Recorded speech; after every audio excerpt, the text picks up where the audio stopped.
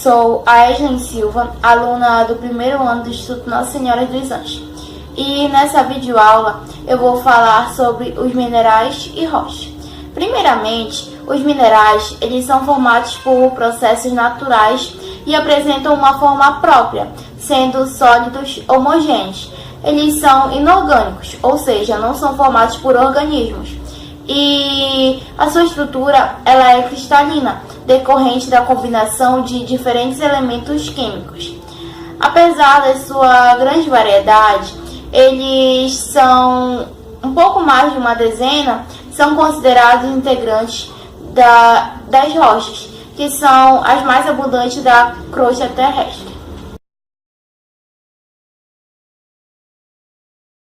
Em relação a como originam-se, as rochas elas são um agregado de minerais, e as primeiras rochas foram formadas no Eorquiano há bilhões de anos atrás, após o resfriamento do magma.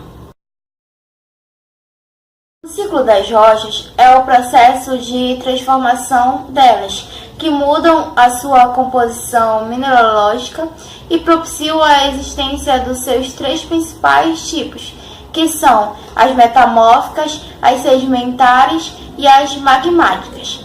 A existência desse ciclo evidencia-se também o caráter da litrosfera terrestre, que é fruto tanto das ações dos agentes endógenos quanto dos agentes exógenos de transformação da superfície.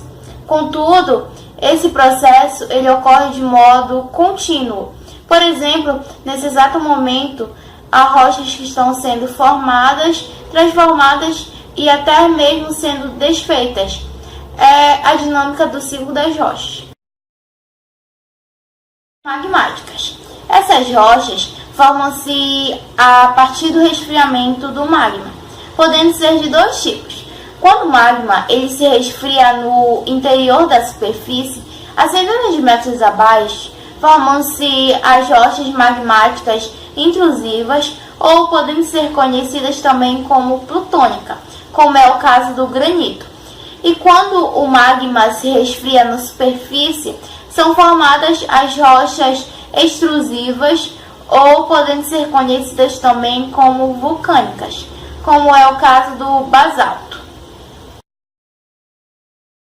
Rochas sedimentares.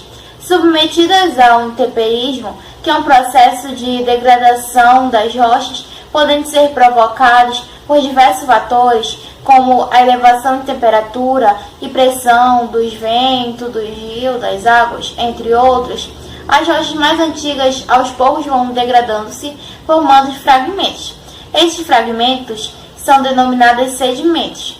As águas e os ventos vão levar esses sedimentos para as áreas mais baixas, que são as bacias, que vão sendo preenchidas por resíduos minerais e orgânicos. Os sedimentos mais profundos são compactados pela pressão das camadas mais acima.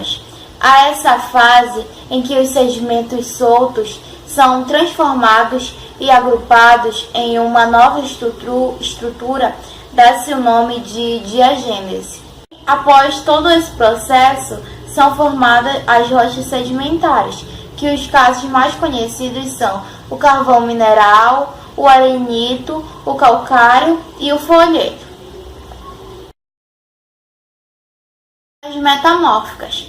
Quando rochas pré-existentes, podendo ser sedimentares ou magmáticas, são submetidas a elevadas pressões e elevação de temperatura, especialmente em camadas mais abaixo, sofrendo alteração em sua estrutura, textura, composição mineralógica ou até composição química, são formadas as rochas metamórficas, em que o caso mais conhecido é o do mármore, que é derivado do metamorfismo das rochas calcárias.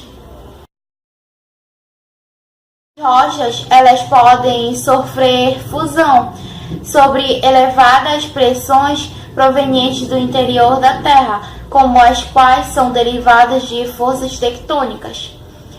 As rochas, então derretidas, convertem-se em magma e são lançadas à superfície.